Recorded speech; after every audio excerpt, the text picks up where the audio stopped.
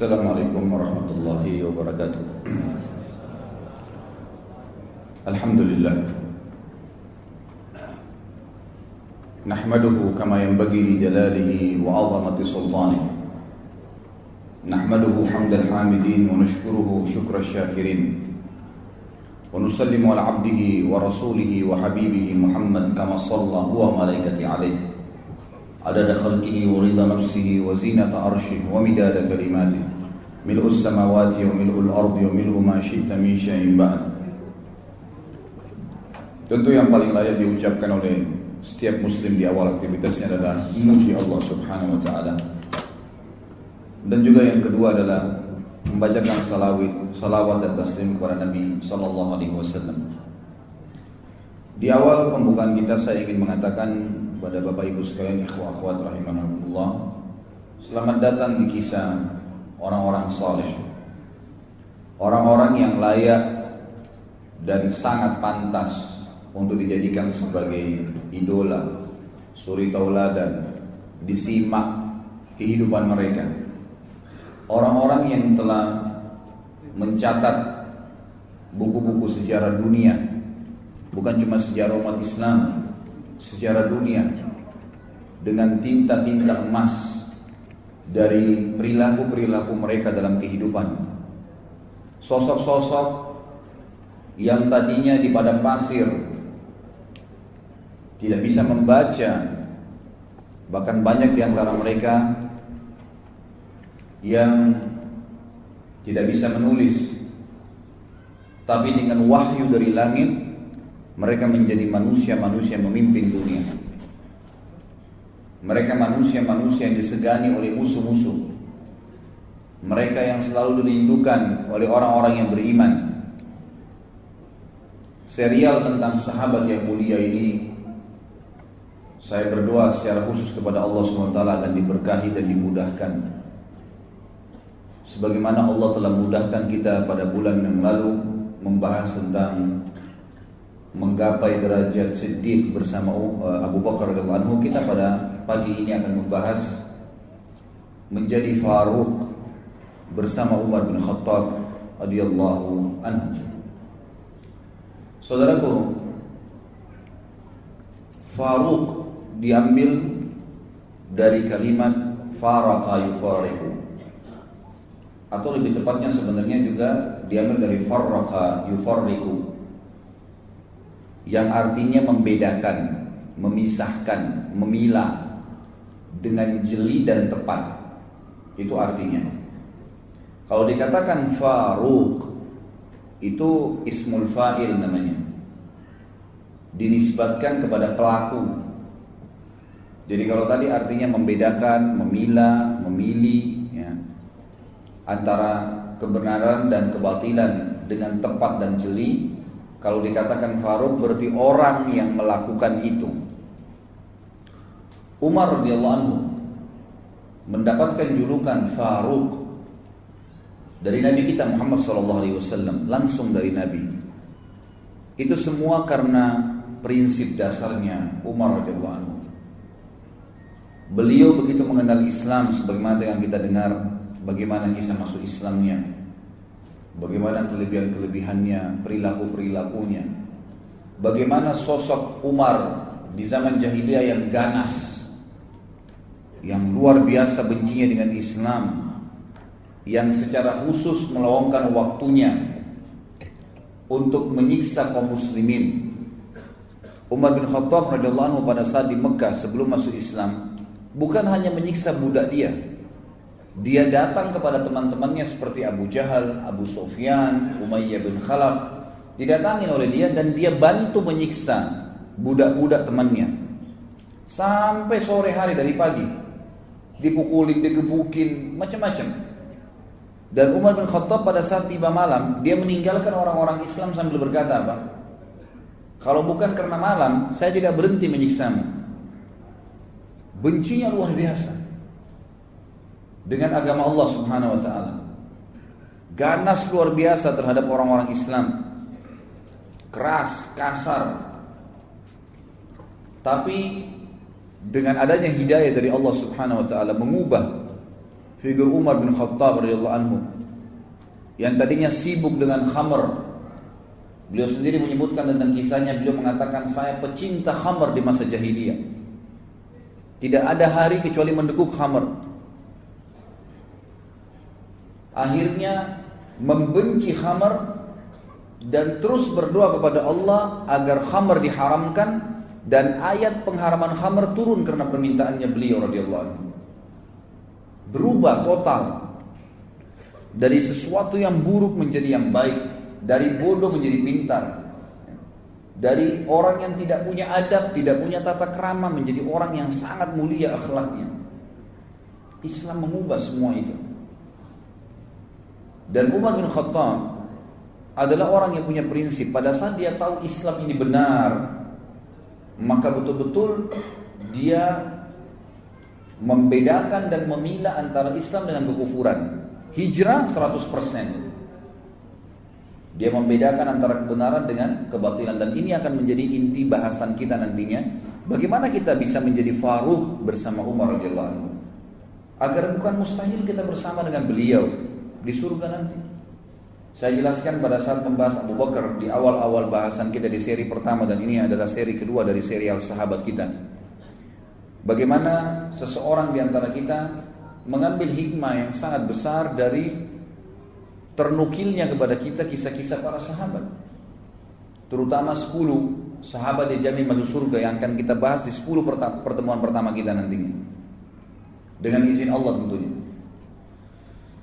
Maka kita lihat kisah-kisah mereka dinukil kepada kita, ikhwan dan akhwat sekalian, bukan hanya sebuah dongeng, seremoni, meramaikan tulisan para ulama, bukan. Agar setiap orang beriman di antara kita mengambil pelajaran dari kisah mereka. Bukan mustahil kita bisa menjadi orang yang siddiq bersama Abu Bakar, bukan mustahil kita menjadi orang yang Faruq bersama Umar, dan akan bulan depan kita akan bahas membeli surga dengan harta bersama Utsman bin Affan radhiyallahu anhu majma'in. Setelahnya kita akan bahas Ali menjadi prajurit yang dicintai oleh Allah dan Rasulnya bersama Ali bin Abi Thalib radhiyallahu anhu majma'in. Kisah-kisah mereka ternukil kepada kita, terukir dengan sangat lengkap, terinci apa perilaku-perilaku mereka selama mereka hidup, agar kita mengambil pelajaran, dan bukan mustahil kita bersama mereka di surga. Bukankah ada 70.000 dari umat Muhammad SAW yang masuk surga tanpa hisab? Bukankah ada hadis lain yang mengatakan, dan Nabi SAW meminta lagi kepada Allah dimudahkan, maka Allah memudahkan di setiap satu orang dari 70.000 itu membawa 70.000 yang lainnya. Semoga Allah SWT menjadikan kita termasuk di antaranya, masuk surga tanpa hisab bersama dengan orang-orang yang sudah dimuliakan oleh Allah SWT dari kalangan sahabat Nabi ridwanullahi alaihi.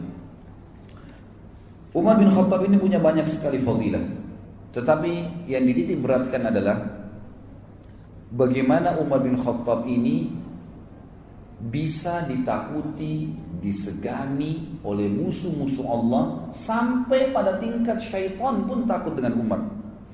Padahal Umar gak melihat syaitan itu. Kira-kira apa kata kuncinya? Di pembukaan ini saya akan sebutkan, dan penulis buku menyebutkan tentang masalah itu. Beliau mengatakan, ini adalah Al-Faruq. Menyebut namanya menghiasi majlis pertemuan setiap orang yang beriman. Padanya terbaca kebenaran ungkapan. Semua orang yang membahas Umar dan menyimpulkan, ternyata sampai dia sukses sebagaimana kita pelajari nanti, dari anak atau dari seorang anak muda yang pemabuk, yang jahat, yang ganas sama orang Islam atau orang mukmin di Mekah, menjadi seorang yang beriman, yang sangat baik, sebagaimana kita lihat nanti, yang sangat luar biasa perjuangannya membela agama Allah, dan sangat tegas dengan orang-orang kafir, sampai menjadi raja kaum muslimin dan meninggal mati syahid di Madinah.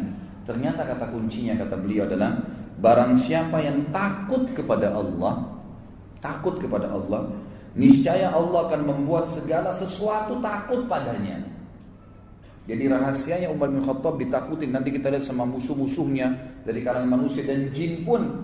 Jin kalau melihat Umar bin Khattab, nanti kita jelaskan hadisnya, lewat di sebuah lembah, Umar gak lihat, dia sengaja cari lembah lain karena takut dengan Umar radhiyallahu anhu. Kata kuncinya karena Umar bin Khattab sangat takut dengan Allah Subhanahu wa taala. Disebutkan cirinya adalah beliau kalau mendengar atau membaca Al-Quran terlintas ayat tentang azab, maka beliau pingsan. Setiap kali dengar ayat pasti pingsan. Bahkan pernah sekali beliau baca Quran itu pingsan, ya, dan sadar beberapa saat kemudian dan merasa sakit tubuhnya karena takutnya dengan ayat tersebut selama sebulan. Dan para sahabat mengunjunginya karena dianggap sakitnya tadi. Tidak pernah kena apa-apa, nggak ada penyakit khusus, tapi karena takut pada saat membaca tentang ayat azabnya Allah Subhanahu Wa Taala. Di kedua bawah matanya, kelopak matanya ada garis berwarna hitam. Dan ini tidak mudah kulit seseorang itu bisa bergaris warna hitam dan seperti ada lubang mengalirnya tempat air. Ini karena banyaknya Umar bin Khattab menangis kepada Allah Subhanahu Wa Taala setelah masuk Islam. Sebagaimana juga mudah-mudahan nanti akan ada beberapa kisahnya. Dialah laki-laki yang terang-terangan tentang Islamnya pada saat orang menyembunyikan Islam itu sendiri. Dia yang sengaja mengorbit Islamnya. Nanti juga akan kita lihat kisahnya. Dia laki-laki, ikhwan dan akhwat sekalian, yang menambal bajunya pada saat menjadi khalifah dan memakai baju biasa dan tidak punya pengawal. Tidak pernah takut kecuali kepada Allah Subhanahu Wa Taala. Dialah laki-laki yang syaitan lari darinya. Dialah laki-laki yang tidak pernah tidur malam hari kecuali sudah memastikan tidak ada lagi kaum muslimin yang susah pada saat itu. Dialah laki-laki yang merupakan mujahid terbesar, ya, yang dicatat dalam sejarah. Karena di zaman Umar bin Khattab disepakati oleh para sejarawan muslim adalah masa ekspansi Islam terbesar. Runtuhnya, ya, kerajaan Persia secara keseluruhan, Rusia, Afghanistan, Iran, Irak, semua wilayah Persia dulu itu runtuh di zaman Umar radhiyallahu anhu. Begitu pula wilayah, sebagian besar wilayah Romawiya, negeri Syam, ya, kemudian Mesir, wilayah Afrika, takluk ya dari dua sisi, timur dan baratnya dunia ini takluk di zaman Umar bin Khattab dan masuk Islam pada saat itu. Berapa banyak pahala yang beliau panen radhiyallahu anhu, dan nanti akan kita jelaskan masalah itu. Dialah dikatakan orang yang tidak mau makan sampai kelaparan pada saat masyarakatnya ditimpa paceklik, dikenal dengan Amramada. Nanti akan kita jelaskan juga masalah itu.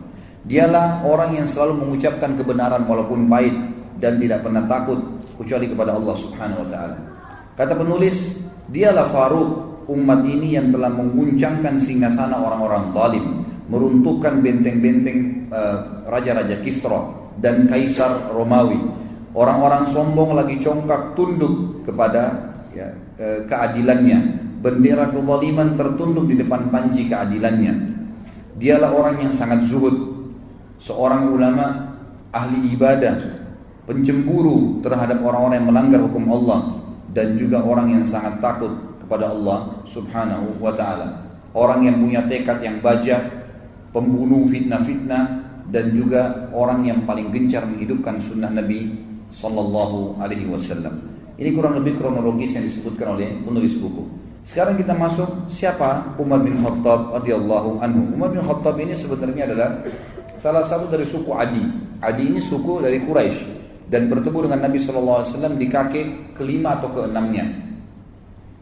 Di zaman jahiliyah, Umar ini sangat dekat dengan Umar yang lain.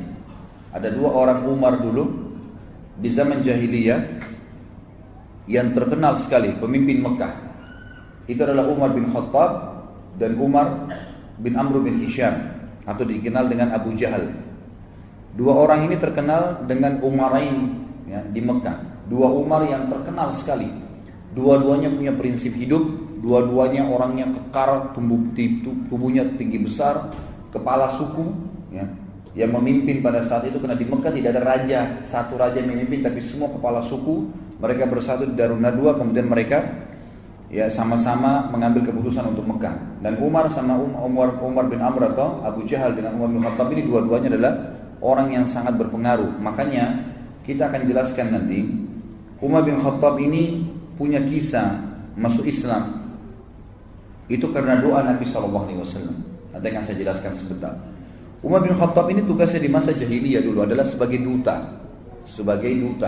Dan duta ini adalah sosok orang yang menggambarkan atau menyimbolkan sebuah negara sebagaimana kita tahu. Dan duta ini sama dengan presiden. Dia nggak boleh diganggu dan dia harus punya kelebihan, keterampilan, baik itu dalam membela dirinya ataupun mempertahankan prinsip-prinsip dasar negaranya. Dan Umar bin Khattab adalah duta, gitu kan, bagi orang-orang Quraisy kemanapun dia yang diutus untuk pergi. Dan kalau menghadapi orang-orang yang susah, keras kepala, berat untuk ditangani, maka Umar bin Khattab lah yang diminta oleh orang-orang Quraisy untuk menghadapinya. Di masa jahiliyah dia sangat buruk kehidupannya, karena Umar bin Khattab maksudnya buruk dalam pandangan Islam tanda kutip ya. Beliau selalu mabuk, beliau selalu menyembah berhala. Agak berbeda sedikit dengan Abu Bakar. Abu Bakar memang orang yang dari zaman jahiliyah nggak pernah buat masalah. Memang masa jahiliyah itu subhanallah Abu Bakar hidupnya mulus-mulus saja, tidak pernah sembah berhala, orang yang suka bersedekah, memang sudah bersahabat dengan Nabi SAW karena dia tinggal satu camp dengan Khadijah, ya, pemukiman pedagang-pedagang di Mekah, sebagaimana sudah kita jelaskan pada pertemuan yang lalu. Tapi Abu Bakar itu hidup Abu Bakar. Mungkin tidak semua orang bisa seperti Abu Bakar. Tapi Umar Allah jadikan radhiyallahu anhu ajma'in adalah simbol ya rahmatnya Allah Subhanahu wa taala. Ternyata Umar bin Khattab ini kehidupannya luar biasa gitu. Di masa jahiliyah, mabuk tiap hari nyiksa umat Islam, tiap hari nyembah berhala, beragam macam kesalahan dikerjakan oleh Umar bin Khattab radhiyallahu anhu, gitu kan? Maka dengan datangnya Islam, Allah SWT menunjukkan rahmatnya. Asal orang mau taubat, orang mau berubah, orang mau mengikuti kebenaran, Allah tidak akan lihat masa lalunya. Allah tidak akan lihat masa lalunya. Umar bin Khattab ini berselisih para ulama tentang bagaimana kisah masuk Islamnya. Paling tidak ada 3 riwayat yang dinukil oleh penulis buku. Namun yang paling ditarjih, dikuatkan oleh beliau adalah riwayat tentang ya, atau riwayat Imam Tirmidzi dalam kitab Al-Manaqib tentang Manaqibul Umar bin Khattab yang disahihkan oleh Syekh Albani dalam masalah ini. Bahwasanya riwayat tentang keislaman Umar yang paling kuat kena ya dengan riwayat Tirmidzi, yaitu doa Nabi SAW. Waktu umat Islam terdesak, kewalahan di Mekah menghadapi musuh-musuh mereka, tiap hari disiksa, tiap hari dipukulin, ada yang dibunuh, nggak bisa melawan. Sampai waktu Nabi SAW melewati Yasir dan istrinya Sumayyah radhiyallahu anhuma, budak daripada Abu Jahal, dan memiliki anak bernama Ammar yang dikenal dengan Ammar bin Yasir, semuanya sahabat yang mulia. Sumayyah lagi hamil, lalu dikatakan oleh Abu Jahal, ya, kembalilah kepada Tuhanmu yang dulu wahai Sumayyah. Maka Sumayyah mengatakan, saya lebih memilih mati daripada harus kembali menyembah berhala yang kalian buat dengan tangan kalian sendiri. Lalu Abu Jahal marah menusuk perutnya Sumayyah. Meninggal mati syahid, dan wanita pertama syahid dalam Islam adalah Sumayyah radhiyallahu anha. Kemudian menyusul suaminya Yasir, dibunuh juga oleh Abu Jahal. Lalu Ammar ya, pada saat itu didesak, umurnya masih 8 tahun, 9 tahun, oleh Abu Jahal dikatakan, wahai Ammar, kalau kau tidak mengaku juga kembali kepada Tuhanmu yang dulu, maka aku akan menyiksamu lebih berat daripada ibu dan ayahmu. Sampai Ammar karena ketakutan dan merasa sakit berkata, baiklah, wahai Abu Jahal, wahai Abu Hakam, apa yang kau mau? Orang-orang jahiliyah memanggil Abu Jahal dengan Abu Hakam, artinya orang yang bijaksana. Tapi kita dalam Islam diberitakan kalau Nabi SAW mengatakan memanggil dia Abu Jahal. Maka dia mengatakan, baik, apa yang kau mau? Kata Abu Jahal, ya, lewat seekor unta, dia mengatakan, katakanlah kamu kufur kepada Muhammad dan Tuhannya Muhammad. Dia mengatakan, saya kufur. Abu Jahal belum puas nih. Lewat seekor unta, kata Abu Jahal, saya belum puas sampai kau bilang unta ini Tuhan saya. Maka Ammar pun mengatakan, unta ini Tuhan saya. Lalu Abu Jahal membiarkan dia. Pada saat mereka lagi proses disiksa, Nabi kita Muhammad SAW lewat di situ. Melihat kejadian tersebut, tidak ada kekuatan bagi umat Islam. Bagaimana cara membelahnya nih? Maka Nabi SAW cuma mengucapkan kalimat, sabran ala Yasir fa inna mau'idakumul jannah. Sabarlah wahai keluarganya Yasir, pasti kalian dengan mati ini masuk surga. Lalu Nabi SAW lewat menuju ke rumah beliau. Ammar pun mengikuti Nabi SAW lalu berkata, ya Rasulullah, saya telah kufur, ibu saya dan ayah saya dibunuh oleh Abu Jahal, dan saya pun dipaksa, akhirnya saya mengucapkan secara terpaksa saya kufur kepada risalah anda, dan saya juga mengatakan unta Tuhan saya. Maka kata Nabi SAW, wahai Ammar, kalau besok kau diperlakukan lagi yang sama dengan Abu Jahal, ucapkan apa yang dia mau, karena sungguhnya kau tidak kufur, hatimu tidak seperti itu. Maka turunlah firman Allah Subhanahu wa taala yang menjelaskan tentang perilaku Ammar ini. Illa man ukriha wa qalbu mutmainnun bil iman. Tidak masuk kekufuran kalau orang itu sebenarnya mengucapkan kalimat kufur karena terpaksa sementara hatinya penuh dengan keimanan. Turun kepada Ammar radhiyallahu anhum ajma'in. Pada saat itulah Nabi SAW berdoa, mengatakan dalam doanya, Allahumma izzal islama bi ahabba hadaini rajulaini ilai. Bi Abi Jahal bin Hisham, dalam riwayat dikatakan bi Umar ya, bin Amr bin Hisham, dan yang kedua au bi Umar bin Khattab. Hadis ini sebagaimana saya jelaskan dari riwayat Tirmidzi dan disahihkan oleh Syekh Albani. Artinya, ya Allah, kata Nabi SAW dalam doanya, muliakanlah Islam ini dengan salah satu dari dua orang yang paling engkau cintai. Itu Abu Jahal ibn Hisham, Umar bin Amr bin Hisham, atau Umar bin Khattab. Kata perawi hadis, dari keduanya ternyata yang lebih Allah cintai adalah Umar bin Khattab, sehingga Allah memberikan hidayah. Ini pendapat yang dikuatkan oleh penulis, mengatakan ini pendapat yang paling kuat tentang masuk Islamnya Umar bin Khattab. Yang kedua adalah kisah yang lain tentang masuk Islamnya Umar bin Khattab, dan ini dinukil oleh Imam Bukhari dalam kitab Sahihnya. Kisahnya kurang lebih bahwasanya Umar bin Khattab ini pernah marah dengan Nabi SAW. Jadi setelah melihat kejadian di Mekah, simpang siur, setiap hari orang bicara tentang Muhammad, terus pengikutnya Muhammad disiksa, orang Quraisy bertengkar, berkelahi, suku sama suku saling bermusuhi, sepupu sama sepupu saling bertengkar, gitu kan? Suami istri terpisah dengan suaminya. Umar bin Khattab bilang, Muhammad sudah gila nih. Saya harus bunuh Muhammad. Itu perkataan Umar bin Khattab di awal. Saya harus bunuh Muhammad. Maka dia pun keluar dengan baju perangnya, membawa pedangnya, gitu kan? Keluar khusus untuk membunuh Nabi sallallahu alaihi wasallam, gitu kan? Lalu dia pun mendatangi Abu Jahal dan berkata kepada Abu Jahal. Pada saat itu Abu Jahal mengatakan, saya akan memberikan 100 ekor unta yang membunuh Muhammad. Maka Umar berkata, betulkah yang kau bilang hai Abu Jahal? Dia bilang iya. Baik, Umar bin Khattab keluar membawa pedangnya, sekaligus menyatukan antara hadiah yang dikejar 100 ekor unta itu dengan bencinya dengan Nabi SAW pada saat itu. Dan ini sebagaimana saya sebutkan tadi, di sini ditulis diriwayatkan oleh Imam Bukhari dalam kitab Manaqibul Ansar bab Islam Umar bin Khattab. Dikatakanlah maka Umar bin Khattab pun jalan kemudian menuju ingin mencari Nabi SAW. Waktu itu dia tidak tahu Nabi SAW itu di mana.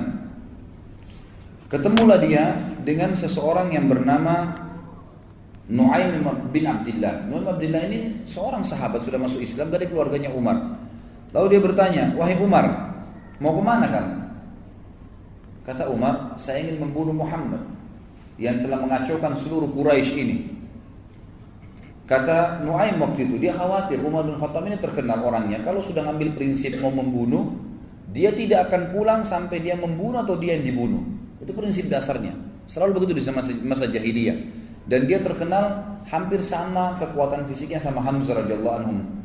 Ajma'in. Hamzah ini terkenal dulu kalau berburu di Mekah, itu berburu singa, harimau, dibunuh, berburu ya. Lalu kemudian dia pikul harimau atau singa sendiri di pundaknya. Karena kuatnya Hamzah radhiyallahu anhu. Dan Umar bin Khattab juga sama. Terkenal dua orang ini kalau berburunya bukan rusa, bukan kelinci, bukan kambing liar, unta, enggak, dia berburu singa, harimau, dibunuh sendiri kemudian dipikul di pundaknya masuk ke Mekah, dikulitin dimakan sama dia. Jadi memang orang-orang yang sangat kuat secara fisik. Umar bin Khattab ini karena tegasnya, maka Nu'aim bin Abdillah ini takut radhiyallahu anhu, jangan sampai dia betul-betul datang membunuh Nabi SAW ini. Bagaimana caranya? Maka dia pun akhirnya terlintas, dia bilang, tidak ada di benak saya waktu itu kecuali saya ingin mengalihkan Umar agar tidak menuju ke rumah Nabi SAW. Waktu itu Nabi sedang berada di Darul Arqam, rumah salah seorang sahabat yang terkenal, dijadikan sebagai basis dakwah Nabi SAW. Maka Nu'aim bin Abdillah berkata radhiyallahu anhu, wahai Umar, apakah kau mengira nanti suku Abdul Muttalib dan suku Hashim, suku Nabi SAW akan membiarkan kamu kalau kau bunuh Muhammad? Dia bilang, saya nggak peduli, walaupun dua suku itu berperang dengan saya sendiri. Betul-betul prinsip dasar mau membunuh ini, gitu kan? Lalu kata Nu'aim bin Abdillah, tidak terdapat di mana saya itu kecuali satu hal. Saya bilang, kenapa kamu sibuk mengurus Muhammad, ayah Umar, sementara adikmu sendiri Fatimah bin Khattab, ini adik kandungnya Umar bin Khattab perempuan, dengan suaminya adik iparmu Sa'id bin Zaid. Sa'id bin Zaid radhiyallahu anhu adalah salah satu dari 10 yang masuk surga nantinya, gitu kan? Itu adik iparnya Umar bin Khattab. Jadi Umar sama adik iparnya dua-dua dapat jaminan surga. Dari 10 sahabatnya masuk surga, Sa'id bin Zaid ini. Mereka sudah masuk ikut agamanya Muhammad.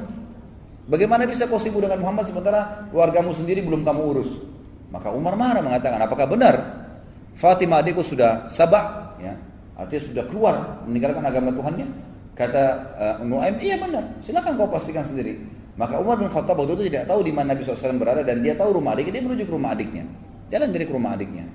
Tiba di rumah adiknya, ternyata adiknya Fatimah binti Khattab dan suaminya Sa'id bin Zaid sedang belajar Al-Quran dari seorang sahabat tadinya bekas budak yang dibebaskan oleh Abu Bakar, namanya Khabbab bin Arad. Khabbab bin Arad adalah guru Al-Quran, dia ajar mengaji lagi dengan ayat. Begitu mereka dengar suara langkah Umar bin Khattab, dalam beberapa athar dikatakan Umar ini saking badannya besar, kalau dia melangkah suara kakinya terdengar, gitu kan? Maka didengar oleh Fatimah dan mereka tahu itu adalah langkah Umar, dengan suaranya juga dikenal dari Umar. Maka mereka pun menyembunyikan Khabbab bin Arad di kamar, kemudian menyembunyikan beberapa lembaran Al-Quran yang waktu itu masih tertulis di kulit-kulit unta. Lalu Umar mengetuk pintu, tidak dibukakan, lalu dia mendobrak pintu dan rubuh pintu itu. Kemudian dia berkata kepada Fatimah dan Sa'id, adiknya dan adik iparnya, apa tadi yang saya dengar itu? Apakah itu yang Muhammad ajarkan? Kata Fatimah, tidak ada sesuatu yang kau dengar. Apa yang kau dengar tadi? Lalu dia mengatakan, tadi saya dengar. Tidak usah kalian rahasiakan. Perlihatkan kepada saya itu. Waktu itu kebetulan lembaran Al-Quran dipegang oleh Fatimah. Lihat, disembunyi di belakang badannya tapi kelihatan. Umar mengatakan, pasti itu yang kamu pegang, berikan kepada saya. Fatimah nggak mau. Maka Umar menampar adiknya. Waktu ditampar keluar darah, jatuh. Suaminya Sa'id bin Zaid berusaha mendekat, gitu kan?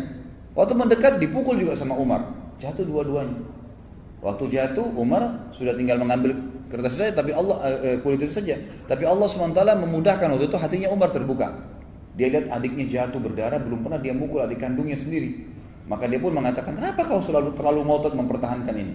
Kata adiknya, jangan kau pegang hai Umar, karena kau najis, nggak mungkin kamu bisa memegang ini. Kau masih dalam keadaan kafir. Kalau kau mau memegangnya maka mandilah dulu. Umar pun akhirnya masuk ke dalam rumah, minta pamit mandi. Setelah mandi dia keluar, dikasihlah lembaran tersebut. Kebetulan waktu itu beberapa ayat di dalam kertas, di dalam kulit itu dari surah Thaha. Surah Thaha. Lalu Umar pun duduk kemudian membaca. Mulailah membaca. Ya, Thaha ma anzalna ilaikal qur'ana litashqa illa tadhkiratan liman yakhsha. Terus dia baca. Thaha, ya, kami tidak turunkan Al-Quran ini kepadamu untuk kamu sedih hai Muhammad, kecuali hanya peringatan bagi orang-orang yang mau tunduk kepada Allah pencipta langit dan bumi ini. Terus dia baca ayat demi ayat. Gak lama kemudian Umar bin Khattab seperti orang yang lunak. Kita bisa lihat kalau orang lagi tubuhnya dalam keadaan sombong, yang dia kuatkan, dia tegarkan, dengan orang yang lagi lunak, gitu kan, beda. Maka melihat waktu itu Sa'id bin Zaid melihat Umar bin Khattab agak melunak. Lalu dia waktu itu juga waktu Umar membaca, rupanya suaranya agak keras dan ini dalam bahasa Arab, dia ngerti. Umar itu bisa membaca, ya. Maka dia membaca pun, maka dari dalam kamar waktu Umar membaca ayat tersebut dan bacaannya benar, karena itu bacaan dalam bahasa Arab, dia tahu. Maka Khabbab bin Arad, guru mengaji tadi dari sahabat Nabi yang bekas budak yang dibebaskan oleh Abu Bakar radhiyallahu anhu ini, keluar. Lalu melihat keadaan tersebut, Umar bin Khattab berkata, "Di mana Muhammad?" Khabbab bin Arad radhiyallahu anhu tahu bahwasanya Umar ini sudah lunak nih. Dia mengatakan, "Wahai Umar, kalau kau mau saya yang tunjukkan." Maka Khabbab bin Arad pun memegang tangan Umar lalu sama-sama menuju ke Darul Arqam. Tiba di Darul Arqam, ikhwan dan akhwat sekalian, dari kejauhan, bukan Darul Arqam ini 2 lantai. Lantai kedua, ada seorang sahabat yang memang ditugaskan oleh Nabi SAW untuk memantau. Kalau ada orang-orang Quraisy yang datang atau mengetahui kegiatan mereka, maka mereka bubar gitu. Begitu dia lihat dari jauh, ternyata ada Khabbab bin Arad datang, lagi berada di sebelahnya Umar bin Khattab. Dan Khabbab bin Arad ini memegang tangan Umar, tapi dari kejauhan kesannya seperti Umar yang memegang dia, karena besarnya tangan Umar, gitu kan. Maka yang sahabat di lantai 2 rumah ini mengira Umar bin Khattab menawan Khabbab bin Arad, gitu kan, dan dia datang untuk membunuh Nabi SAW. Maka berteriak dari atas sahabat ini, Umar bin Khattab, si kafir datang, gitu kan. Maka semua orang heboh di rumah Darul Arqam. Umar bin Khattab yang datang. Lebih baik orang-orang Quraisy 10-20 orang daripada Umar yang datang, gitu kan. Bagi mereka luar biasa kalau Umar datang, ini berbahaya sekali, gitu kan. Nanti kita lihat setelah masuk Islam bagaimana dia lawan orang-orang Quraisy juga sendirian. Maka dia pun datang ke dekat pintu. Pada saat masuk dekat pintu, Maka semua sahabat waktu itu hirup-hirup dalam rumah. Hamzah radhiyallahu anhu waktu itu sudah masuk Islam sebelumnya dan duduk lalu berkata, biarkan dia masuk. Kalau dia niat buruk, saya akan menghadapinya. Maka Nabi SAW mengatakan, masukkan Hamzah ke dalam kamar. Hamzah disuruh sembunyikan. Ini bukan perkelahian. Nabi SAW sudah tahu. Dimasukkan ke dalam ruangan. Lalu kata Nabi SAW, bukakan buat dia. Begitu dia masuk, begitu dibukakan pintu, Umar bin Khattab lihat Nabi SAW, tundukkan pandangannya. Lalu Nabi SAW memegang pundaknya, bajunya dengan keras dan menyentaknya sambil mengatakan, wahai Ibnu Khattab, apakah kau menunggu azabnya Allah turun padamu baru kau beriman? Maka Umar diam. Nabi SAW sentak kedua kali, wahai Ibnu Khattab, apakah kau menunggu azabnya Allah turun kepadamu baru kau mau beriman? Sampai 3 kali lalu Umar bin Khattab jatuh berlutut di tanah lalu mengatakan, saya beriman kepadamu ya Rasulullah. Lalu dia syahadat. Pada saat dia syahadat, seluruh Darul Arqam bertakbir. Karena besarnya takbir kaum muslimin, bangga dengan Umar masuk Islam, terdengar sampai di dekat Ka'bah takbir mereka. Gitu kan? Jadi saking besarnya. Ini salah satu kisah yang berhubungan dengan masuk Islamnya Umar bin Khattab. Riwayat yang lain maksud saya. Riwayat yang ketiga adalah riwayat yang dinukil oleh Imam Ahmad, ya. Mohon maaf, bukan. Riwayat di sini dikatakan sebenarnya di sanadnya dhaif, ya. Sanadnya dhaif, tapi ini disebutkan oleh Imam Az-Zahabi dalam Al-Mizan. Ini dikarenakan karena riwayat ini terdapat Abdurrahman bin Harith, seorang rawi yang jujur sebetulnya, tapi dia memiliki kekeliruan dalam meriwayatkan hadis. Jadi sebenarnya dhaifnya, lemah pun tidak terlalu lemah. Ya karena dia bukan pembohong, dia bukan ahli maksiat, cuman dia kadang-kadang keliru kalau menyampaikan hadis, lafadznya ada yang tertukar, maka didhaifkan.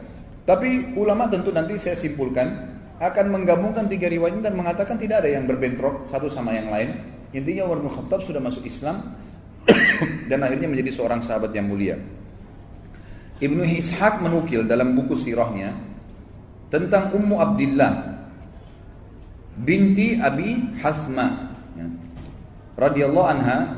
Pada saat dia cerita, Ummu Abdillah ini bercerita, demi Allah ketika kami sedang bersiap-siap berangkat ke negeri Habasyah, mau berangkat ke negeri Habasyah,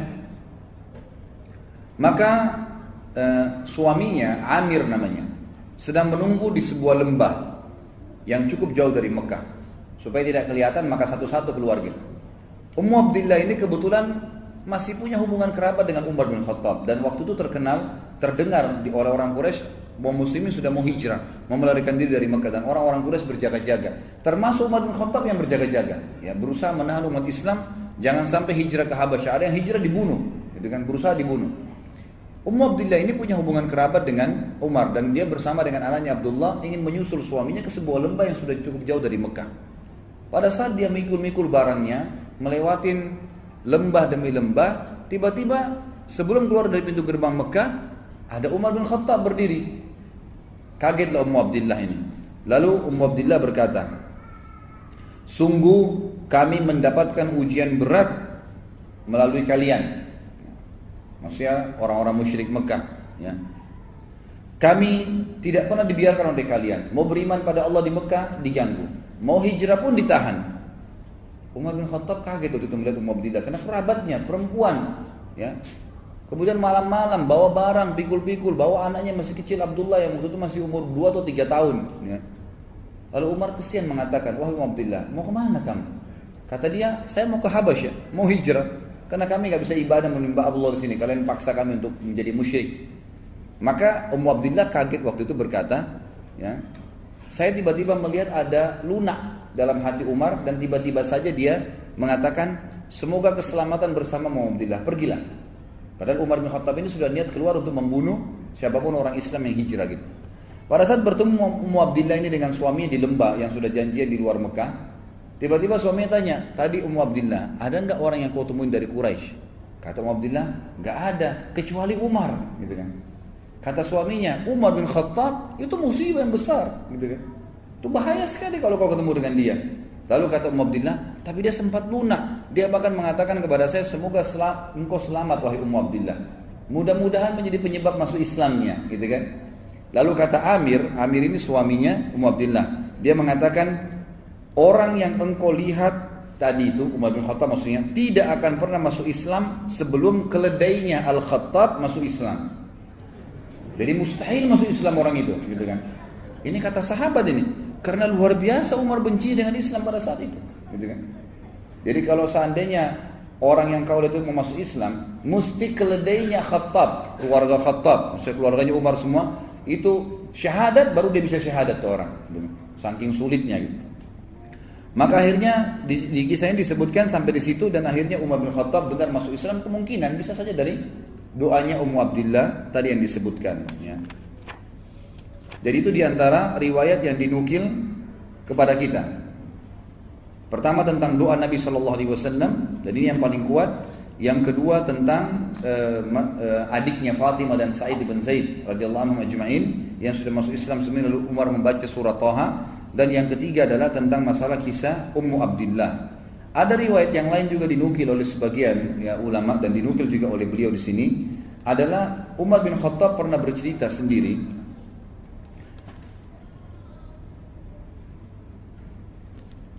Dia mengatakan, aku dulu adalah orang yang sangat membenci Islam, pecandu khamar di zaman jahiliyah. Aku sangat menyukai dan selalu meminumnya. Kami mempunyai sebuah tempat di sana orang-orang Quraisy berkumpul untuk minum-minum dan mabuk-mabuk. Ya. Dan pada saat itu satu malam aku keluar untuk berkumpul dengan teman-temanku untuk mabuk-mabuk. Lalu aku melihat, ya Rasul ini Umar cerita setelah dia masuk Islam ya. Lalu aku melihat Rasulullah SAW sedang di dekat Ka'bah dan sedang menyembah Allah. Maka aku pun berkata, cobalah aku mendengarkan apa yang disampaikan oleh Muhammad. Ini riwayat lain ya. Lalu kemudian aku pun menyelipkan diri di antara kiswanya Ka'bah. Sampai mendekat tidak ada yang memisahkan antara aku dengan Muhammad kecuali kiswah Ka'bah. Lalu aku dengarkan apa yang dibaca oleh Muhammad sehingga menyentuh hatiku. Lalu aku pun akhirnya mendengarkan suara dari Nabi SAW setelah hatiku tersentuh. Apa yang membuatmu datang ke sini wahai Ibnu Khattab? Maka aku menjawab, aku datang untuk beriman kepada Allah dan Rasulnya serta kepada apa yang dibawa oleh Rasulnya. Maka Rasulullah SAW pun memuji Allah sambil berkata, Allah telah memberimu petunjuk wahai Umar.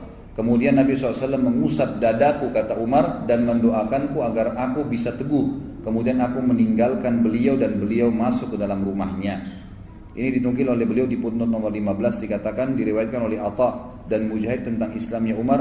Ibnu Ishaq juga menyebutkan di dalam buku sirahnya bahwasanya Abdullah bin Abi Najih al-Makki menyampaikan kepadaku dari Ishaq. Dan sanadnya ini mursal tapi memiliki penguat-penguat dari riwayat-riwayat yang lain. Ringkas cerita adalah Umar bin Khattab dari 4 riwayat, jadi bukan 3 tadi, 4 riwayat ini ya semua dinukil bahwasanya bagaimana beliau masuk Islam. Terlepas daripada itu kata ahli sejarah dan penulis buku secara khusus mengatakan ini ya kalau kita mau gabungkan semua riwayat, tetap riwayat yang paling kuat tadi adalah riwayat yang menceritakan dari doa Nabi SAW. Memang kalau doa Nabi maka semua jadi penyebab beliau akhirnya masuk Islam dan kasuistik tadi yang lainnya semua karena penyebab beliau masuk Islam saja. Lalu kita masuk setelah masuk Islam. Pada saat Umar bin Khattab mengucapkan syahadat, maka yang paling pertama dia lakukan 2 hal. Ya. Begitu dia syahadat depan Nabi SAW dia melakukan 2 hal. Yang pertama adalah dia langsung bertanya, kata Ibnu Umar radhiyallahu anhu dalam riwayat yang sahih, riwayat Imam Bukhari disebutkan bahwasanya pada saat Umar bin Khattab masuk Islam syahadat, dia menanyakan kepada para sahabat, siapakah di antara orang-orang Quraisy yang paling tidak bisa pegang amanah? Lisannya langsung suka gosipin orang. Kata beberapa sahabat di sebelah Umar, Jamil bin Muammir. Ada seseorang yang bernama Jamil bin Muammir. Coba temuin orang ini mengatakan itu namanya Jamil bin Muammir. Lalu Umar bin Khattab mengatakan di mana dia? Kata sebagian orang di dekat Ka'bah. Ibnu Umar yang menukil riwayat ini mengatakan saya lalu mengikuti ayah saya. Pada saat menemui ya Jamil bin Muammir ini lagi duduk depan Ka'bah, ayahku pun mendekati sambil berkata, wahai Jamil, apakah kau belum tahu apa yang terjadi dengan saya? Kata Jamil, tidak. Ada apa wahai Ibnu Khattab? Lalu kata Umar, saya sudah menjadi pengikut Muhammad, gitu kan? Lalu kata Abdullah bin Umar, belum sempat. Umar bin Khattab, ayah saya masih mau ceritain nih bagaimana masuk Islamnya. Jamil bin Muammir ini memang tukang gosip yang super, gitu kan? Sampai dia bilang belum dengar ceritanya apa, berdiri langsung menuju ke dekat Ka'bah, ya tanpa melihat wajah ayah saya sedikit pun, lalu berkata dekat Ka'bah, Umar bin Khattab telah murtad, telah sabak itu menyembah selain Allah, selain Tuhan-Tuhan mereka. Maka orang-orang Quraisy pun datang dan akhirnya mengeroyoki Umar. ya, mengeroyok Umar. Waktu Umar ditanya oleh orang Quraisy sebelum dikeroyokin, wahai Umar, apa kau sudah sabah? Sabah itu berarti sudah murtad dari agama kita, menyembah selain berhala-berhala yang kami sembah. Kata Umar, tidak, saya enggak sabah, saya enggak murtad, tapi saya sudah asyhadu an la ilaha illallah wa anna muhammadar rasulullah. Malah dia syahadat depan mereka, gitu kan. Maka dalam riwayatnya dikatakan Umar bin Khattab pun dikeroyokin oleh orang-orang Quraisy. Riwayat yang ini riwayat menjelaskan, maka Umar pun dikeroyokin orang Quraisy, lalu dia berkelahi sama mereka dari pagi itu sampai sore. Sendirian dia lawan, gitu kan. Pada saat Umar bin Khattab capek, letih, ada dua riwayat di sini. Riwayat yang pertama menjelaskan, khusus masalah riwayat yang pertama ya. Nah, nanti riwayat yang kedua tentang bagaimana setelah dia masuk Islam, apa perilakunya. Ini masih riwayat yang pertama, tapi khusus masalah pada saat dia dikeroyokin ada dua riwayat lagi. Di sini menjelaskan. Riwayat yang pertama adalah Umar bin Khattab berkelahi sampai dia lelah. Begitu dia lelah, Umar bin Khattab duduk di tanah sambil berkata, lakukan apa yang kalian mau lakukan. Silakan pukulin saya, terserah. Demi Allah, kalau kami ada jumlahnya 300 orang saja yang sudah beriman sama Allah, maka kami memiliki Mekah atau kalian jadi pemilik Mekah. Artinya kami terus akan berkelahi dengan kalian sampai Mekah ini takluk, gitu kan? Kalau kami 300 orang. Riwayat yang lain mengatakan, waktu Umar bin Khattab letih, Umar bin Khattab balik melihat siapa di antara yang sedang keroyokin dia yang berkelahi ini, pemimpinnya Quraisy. Ada ditemukan ada satu pimpinan Quraisy, waktu itu tidak disebutkan namanya, dipegang ya badannya sama Umar, ditidurkan di tanah, lalu sama Umar ditusuk matanya. Umar bilang, kalau kau tidak suruh, jadi Umar lagi digebukin nih, tapi orang itu di bawahnya Umar tusuk matanya. Umar bilang, kalau kau tidak berhentikan mereka, matamu akan saya butakan. Maka dia pun teriak, lepaskan Umar sudah gila mau butain mata saya gitu. Akhirnya orang-orang pada tinggalin Umar waktu itu. Itu riwayat yang berhubungan dengan masalah waktu dikeroyokin. Riwayat yang lain menjelaskan, tapi ini riwayat sebenarnya yang pertama lebih kuat, ya, karena diriwayatkan oleh Imam Bukhari. Kalau ini riwayat lebih hasan, yang diriwayatkan hasan ada sebagian mendhaifkannya. Tapi yang jelas riwayatnya juga dipegangi oleh sebagian ahli sejarah karena penguat dia. Waktu Umar bin Khattab masuk Islam, dia berkata kepada Nabi SAW, ya Rasulullah, bukankah kita dalam keadaan benar? Ini baru syahadat nih, belum belajar banyak hukum, gitu kan? Bukankah kita dalam keadaan benar? Kata Nabi SAW, benar. Bukankah orang Quraisy dalam keadaan salah, batil, menyembah berhala, salah? Karena tadi sebelumnya dia sudah menyembah berhala, gitu kan? Kata Nabi SAW, benar. Kata Nabi SAW, kata Umar, kalau begitu kenapa kita tinggal ya Rasulullah? Ayo kita perangin aja, gitu kan? Padahal ini masih baru berapa belas orang, gitu kan? Maka Nabi SAW waktu itu mengatakan, sabarlah wahai Ibnu Khattab, sesungguhnya Allah belum perintahkan itu padaku. Jadi ini riwayat yang lain tentang perilaku Umar bin Khattab pada saat dia masuk Islam. Penulis buku di sini langsung pindah ke kisah, bukan lagi di Mekah. Karena di Mekah tidak terlalu banyak kisahnya Umar bin Khattab radhiyallahu anhu, tapi kita masuk ke kisah lebih banyak nanti bagaimana dia setelah masuk Islam, bagaimana pada saat dia hijrah, dimulai dengan pada saat hijrah, bagaimana pada saat hidup di Madinah, peperangan-peperangan yang dia hadiri bersama Nabi SAW, janji-janji Nabi SAW kepada diri beliau pribadi, kemudian juga apa perilaku beliau pada saat beliau jadi khalifah. Itu akan banyak fokus di situ. Pada saat Umar bin Khattab akan hijrah, di sini ditulis oleh beliau, hijrah yang merendahkan martabat orang-orang musyrik. Dinukil dalam sebuah riwayat, ya, riwayat disebutkan oleh Imam Tirmidzi, ini disebutkan oleh Ibnu Athir dalam Usudul Ghaba, dan ini dengan sanad yang sahih, ya. Dan khabar ini juga dikatakan disebutkan dalam buku Ar-Riyadun Nadhirin atau Ar-Riyadun Nadhirah, ya.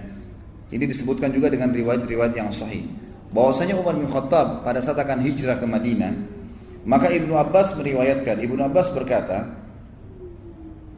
aku telah mendengarkan Ali bin Abi Thalib menceritakan, kata Ali, aku tidak mengetahui seorang laki-laki dari kaum muhajirin yang berhijrah melainkan dia melakukan dengan sembunyi-sembunyi kecuali Umar bin Khattab. Dan subhanallah, nanti kita lihat banyak sekali kelebihan Umar bin Khattab. Itu yang sebutin adalah Ali bin Abi Thalib.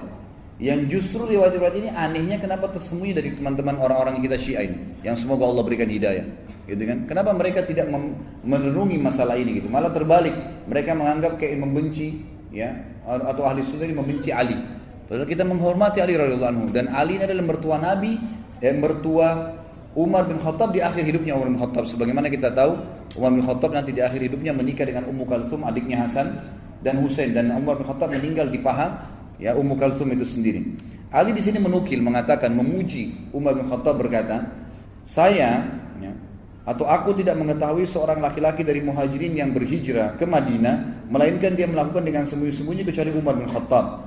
Ketika hendak berhijrah, dia mengambil pedangnya, menyiapkan busurnya, menenteng beberapa anak panah di tangannya, dan memegang tombak pendeknya. Jadi orang siap perang, gitu kan? Pedangnya ada, busurnya, anak panahnya, dan tombak kecil di tangan kirinya. Lalu dia menuju ke Ka'bah. Sementara para petinggi Quraisy sedang berada di halamannya. Dia tawaf di Ka'bah 7 putaran dengan tenang, lalu mendatangi makam Ibrahim dan sholat 2 rakaat.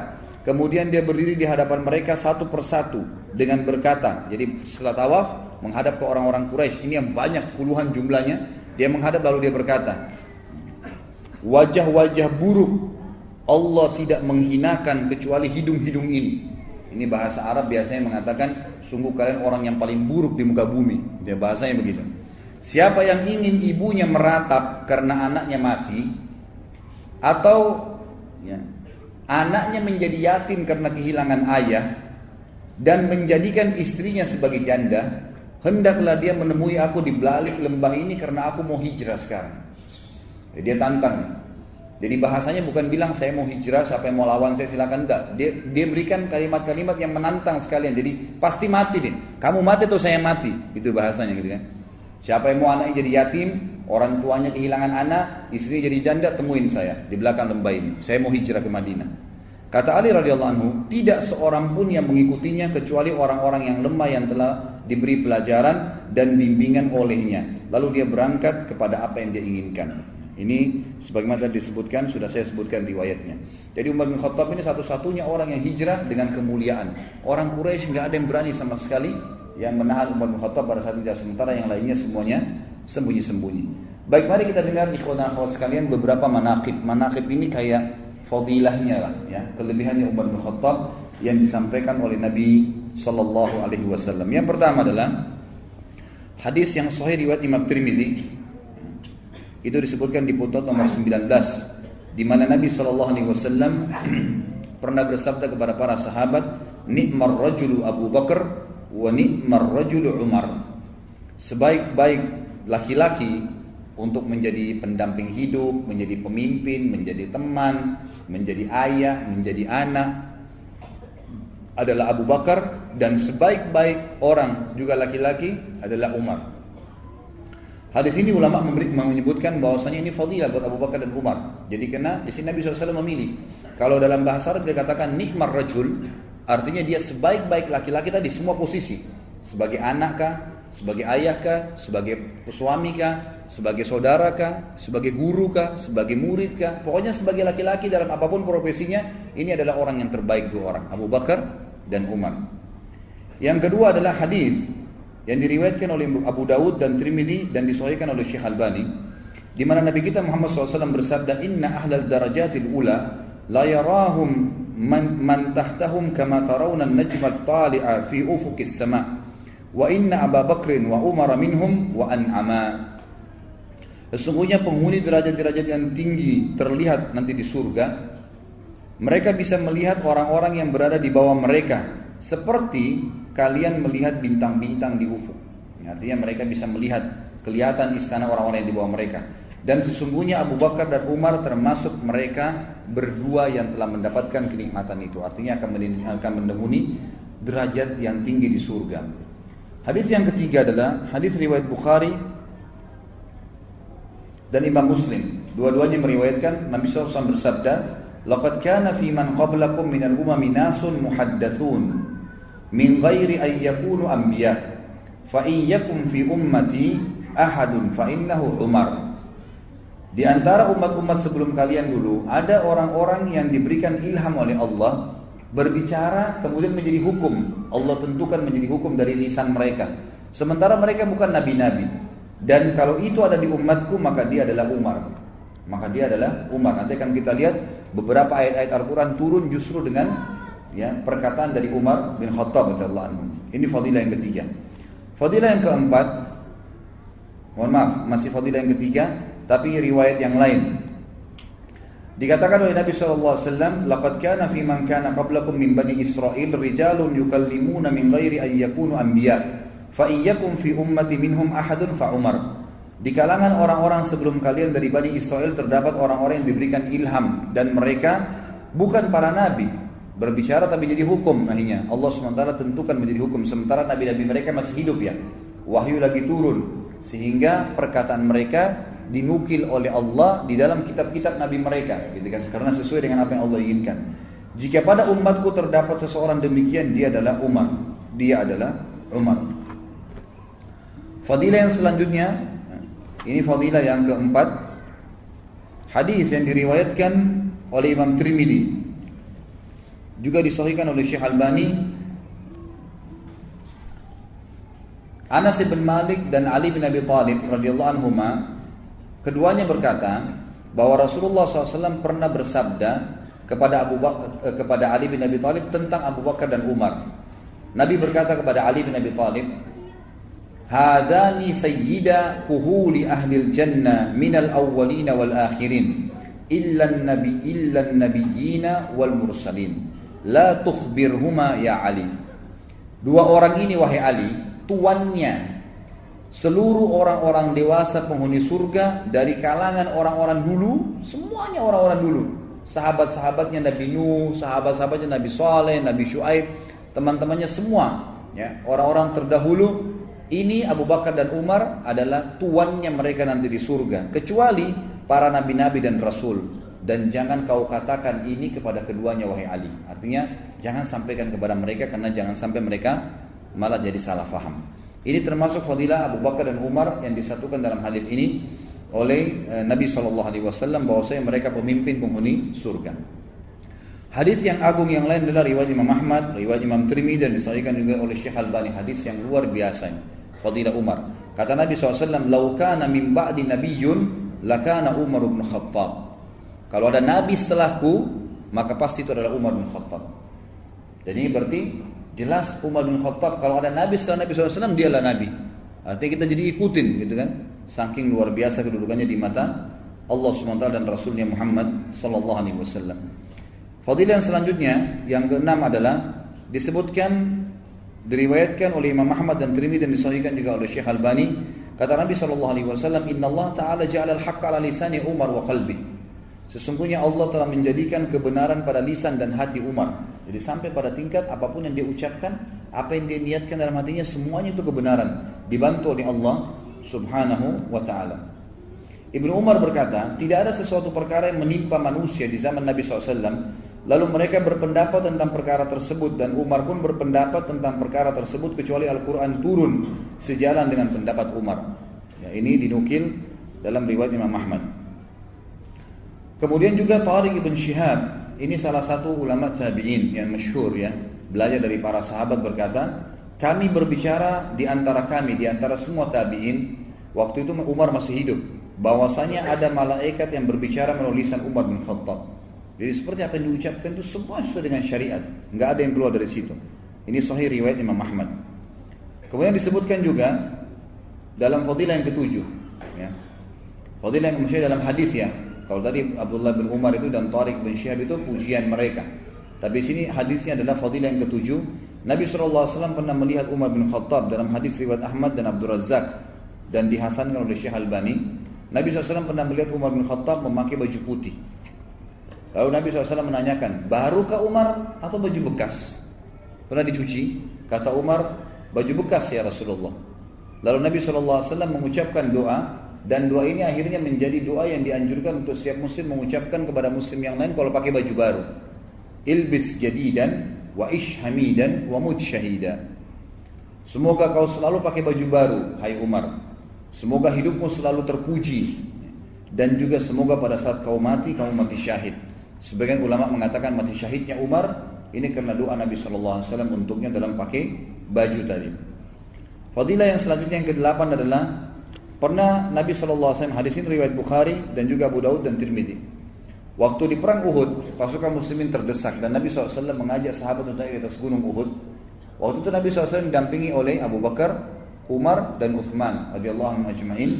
Maka tiba-tiba goncanglah Uhud. Maka Nabi SAW bersabda, "Uthbut Uhud, fa inna alaika fama alaika illa nabiyyun wa siddiqun wa syahidan." Tenanglah wahai Uhud, karena di atasmu ada seorang nabi seorang Siddiq Abu Bakar dan 2 orang yang akan mati syahid. Maksudnya Umar dan Uthman. Dan memang Umar nanti akan kita lihat di akhir pembahasan kita bagaimana beliau mati syahid dibunuh oleh Abu Lu'lu' al-Majusi, salah satu orang yang kafir pada saat itu.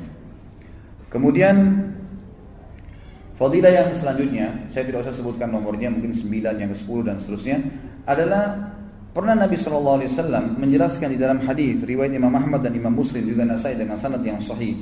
Nabi SAW pernah bercerita tentang umat-umat sebelum kita gitu. Kata Nabi SAW, ketika seorang pengembala bersama domba-dombanya, datanglah seekor serigala mau mengambil domba, lalu berhasil ditangkap sama dia. Berhasil serigala itu mengambil dombanya lalu pergi. Lalu si pengembala mengejarnya. Kemudian serigala itu berbicara mengatakan, kalau saya sudah memangsa seperti ini, kau tidak akan bisa mengambilnya. Kata si serigala dalam bahasa si pengembala. Sampai pengembalanya berhenti, gak jadi ngejar. Gitu kan. Kok bisa serigala ngomong? Lalu kata Nabi SAW, dan juga dari sisi lain ada seseorang yang sedang membajak, yang sedang menggunakan sapinya, gitu kan? Tapi tidak digunakan untuk membajak sawah, digunakan untuk memikul barang-barang yang berat di punggungnya. Lalu sapi itu berbicara mengatakan, ya, saya tidak diciptakan untuk ini, kepada ya pemilik sapinya. Lalu sahabat semua mengatakan, subhanallah, maksudnya antara yakin dengan tidak gitu. Apa kata Nabi SAW? Sungguh aku, Abu Bakar dan Umar percaya tentang itu. Jadi artinya kalau sudah penyampaian dari saya, nggak ada keraguan. Masalah serigala bisa bicarakah, sapi bisa bicarakah, intinya dari Allah pasti kami percaya. Saya, aku, Abu Bakar dan Umar percaya tentang masalah itu. Dan ini sebuah fadilah. Artinya semua orang ragu tapi beliau ya dengan Abu Bakar dan Umar yakin dengan masalah itu. Kemudian Nabi SAW juga bersabda dalam fadilah yang selanjutnya, ini diriwayatkan oleh Imam Ahmad dan Tirmidzi dan Ibnu Majah dan juga disahihkan oleh Syekh Albani. Bunyinya, ar'afu ummati bi ummati Abu Bakar wa ashadduhum fi dinillahi Umar. Wa fi riwayah arhamu ummati bi ummati Abu Bakar wa ashadduhum fi amrillahi Umar. Umatku yang paling mengasihi umatku yang lain, umatku dari umatku yang paling mengasihi umatku secara global adalah Abu Bakar.